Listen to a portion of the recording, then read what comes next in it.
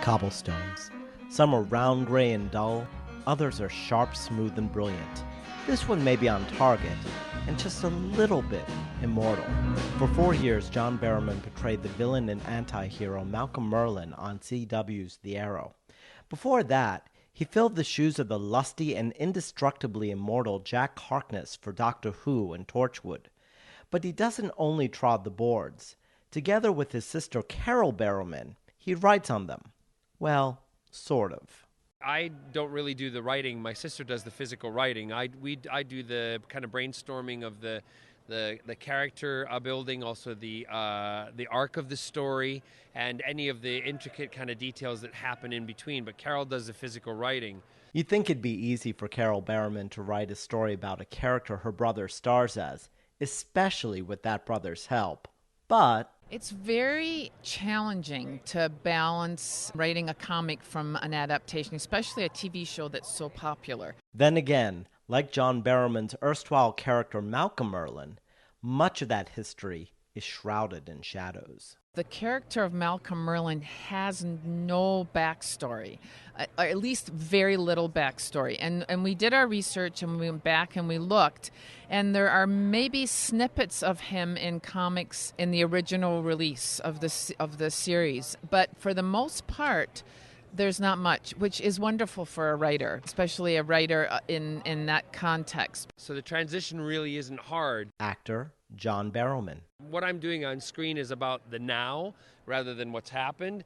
But as the writer, what's been great is creating that backstory, because what we've done now is going to be with DC for the rest of history. So we did what I think any writer might imagine to do, is we split the story between a past narrative arc and a present narrative arc that fit in right after season 3. Viewers who watch Arrow know it opens with "My name is Oliver Queen," and you've got Oliver's narrative. So we started the comic by saying, "My name is not Malcolm Merlyn."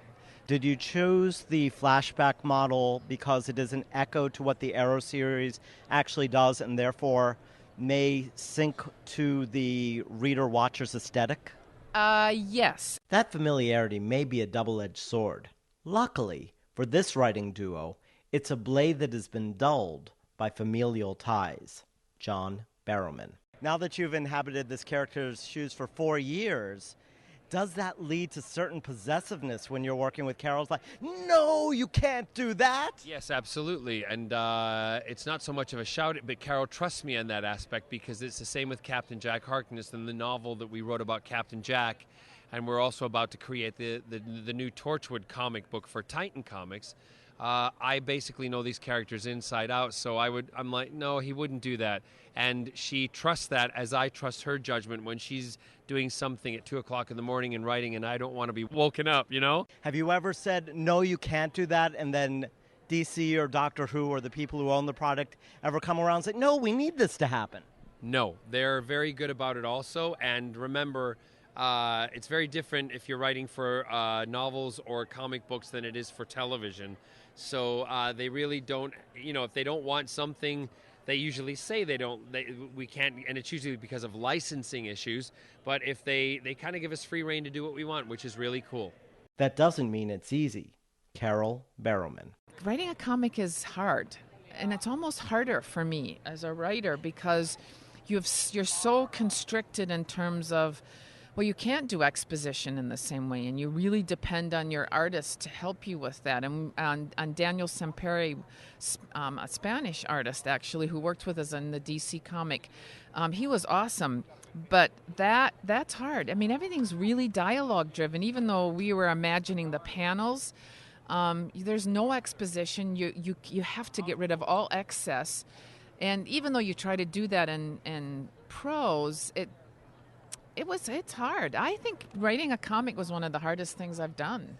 Well, it's also a pacing issue, because it's got to be very quick. It has to be very quick. Each page has to have its own little mini arc in a sense, and if not each page, then each double spread has to have a mini arc.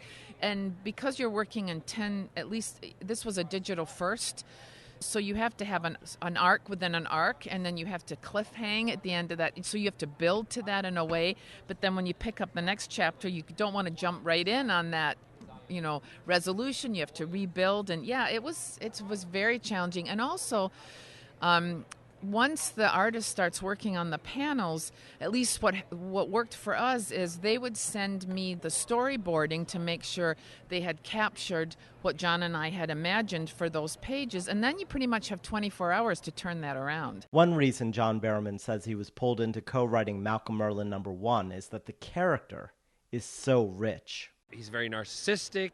He also is very loyal. He's the type of guy that you'd want on your side if you were in a battle with somebody. But so it's really great to be able to kind of flip-flop from the acting side to the writing side. But the pair don't only write adaptations based on John's TV work. They also write original fiction. Our original fantasy series was middle grade, and we have just finished Conjurer. And so in the original series, the brother and sister, they can draw, their drawings come to life. But in this new series, they meet up with a young man from the south side of Chicago who can alter reality when he sings or plays an instrument. And we're super excited about that series, and I hope your listeners will be interested in that. It's called Conjurer. Looking at adaptations and originals, and hoping my aim is true. For Cobblestones, I'm Andrew Hiller.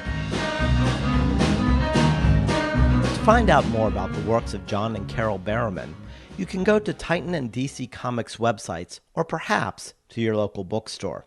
To watch or listen to more Cobblestone segments, navigate your way to cobblestonepath.org or andrewhiller.net.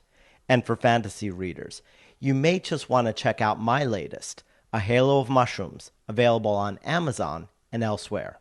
I'm Andrew Hiller.